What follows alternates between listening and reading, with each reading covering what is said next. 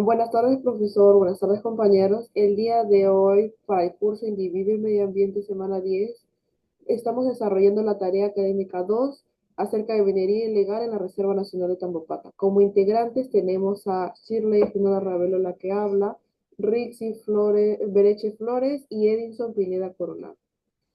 Entonces, comenzaremos. El suceso ocurrido, ¿en dónde ocurrió? En la Reserva Nacional de Tambopata. ¿Qué ocurrió? Intervinieron 104 campamentos mineros en Tambopata a través de un megaoperativo Mercurio 2017 por el Ministerio del Interior y la Policía. ¿En qué lugar sucedió? Sucedió en la zona de amortiguamiento de la Reserva Nacional de Tambopata. El operativo se produjo en tres campamentos grandes de minería ilegal: Zorro Valencia, La Nueva Peña y Tres Fronteras, así como la zona conocida como Trabajadores de Guamán. En las áreas mencionadas, en total se encontraron 104 campamentos pequeños. ¿En qué fecha sucedió? La tarde del 6 de julio del 2017 se encontraron 31 motores, 756 galones de combustible diésel, mangueras, palancas hidráulicas y dragas mineras que afecten al ecosistema de Tambopata. ¿Cuáles fueron las causas? Los campamentos mineros de Zorro Valencia, así como la Nueva Peña, Tres Fronteras, así como la zona de trabajadores de Oramán, se encuentra presente la minería ilegal. Se encontró la degradación y la deforestación con el resto del bosque en zona de amortiguamiento de la Reserva Nacional de Tambopata, así como el estancamiento de arena con cianuro y mercurio en este ecosistema escogido como la Reserva Nacional de Tambopata. ¿Qué consecuencias tenemos directas? Esto como consecuencia provoca la pérdida de flora, fauna, así como la contaminación de metales pesados en una zona de muy difícil recuperación ambiental. A continuación, veremos una imagen que grafica cómo se ve la Reserva Nacional de Tambopata, Madre de Dios, según la Reserva Nacional, según el mapa nacional de ecosistemas escogido para el caso. Se puede ver cómo la transgresión de los mineros informales han dejado esta zona de muy difícil acceso. Además, en la siguiente imagen se puede ver una vista aérea de cómo ha quedado esa zona tras el uso de dragas mineras y basura que ha desplazado a las especies de su ecosistema, y en este caso la Reserva Nacional de Tomopata, que tiene como características el pantano de palmeras. A continuación daré paso a mi compañera Rixi Berez. Dentro del suceso ocurrido, hubieron tres tipos de contaminación que se encontraron, que está la contaminación del suelo, que hubieron derrames de petróleo, químicos usados en minería, residuos sólidos. La minería ilegal ha causado la destrucción de vastas de áreas de bosques, alterando los cauces de los ríos, dejando suelos contaminados y estériles. El impacto que tuvo dentro de esta contaminación fue la degradación del suelo, la pérdida de fertilidad y afectación de los cultivos locales. Hubo también la pérdida de flora y fauna local. Como segundo punto está la contaminación del agua. Hubieron sedimentos removidos por las dragas en ríos afluentes al río Tambopat. Los residuos de cianuro y mercurio, residuos industriales sin tratamiento. El mercurio es vertido directamente en los ríos y en las pozas mineras.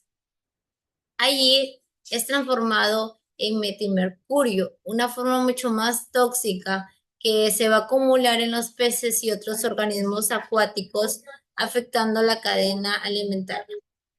El impacto que tuvo dentro de la contaminación del agua fue que afectó la biodiversidad acuática y la salud de las comunidades que dependían del agua de estos ríos.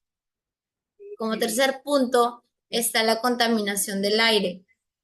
Hubo la quema de bosques, que fue la deforestación, motores de maquinaria de minería y transporte y la evaporación de químicos como el mercurio. Un impacto que tuvo dentro de esta contaminación fue la emisión de partículas y gases tóxicos que hubo dentro de estas maquinarias, afectando la salud respiratoria y contribuyó a un cambio climático. Como agentes contaminantes, como ya lo venía diciendo, en el suelo hubieron residuos peligrosos encontrados como el plomo, el zinc, el mercurio, el cianuro, el fósforo y petróleo de los motores utilizados dentro de la minería. Dentro del agua hubieron niveles de mercurio en aves, 3,14 a 7,19 microgramos por gramo. En el aire hubieron partículas finas en Tamaulipas.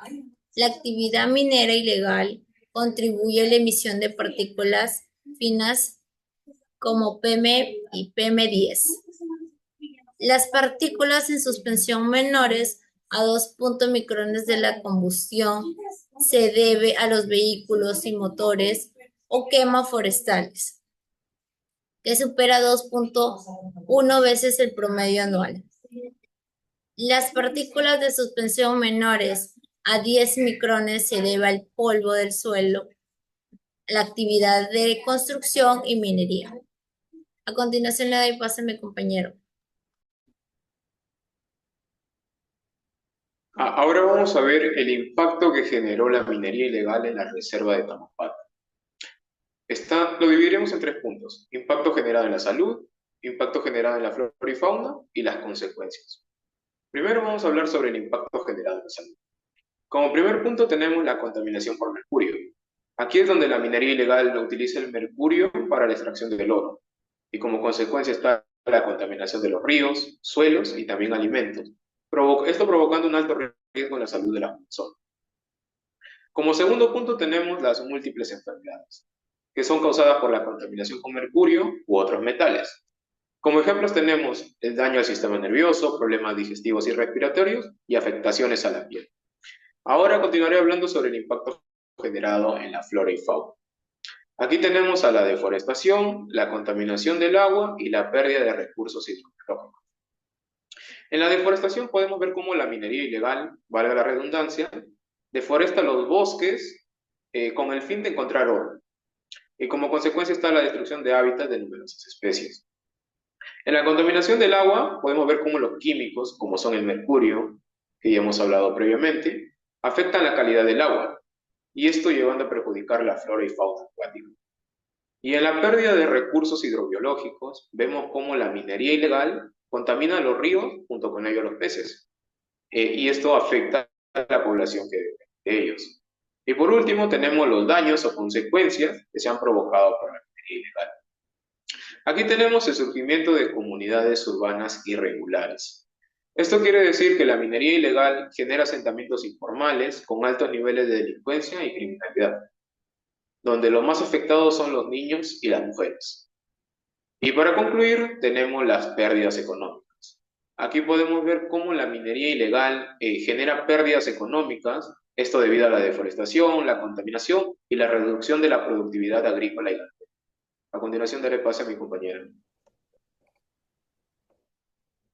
Como conclusión, acerca del estudio hecho en la Reserva Nacional de Tambopato de Madre de Dios acerca de la minería ilegal, tenemos que la contaminación y la actividad minera ilegal contribuyen a la degradación de la Reserva Nacional de Tambopata y sus alrededores, afectando ecosistemas frágiles y especies endémicas característicos de este lugar.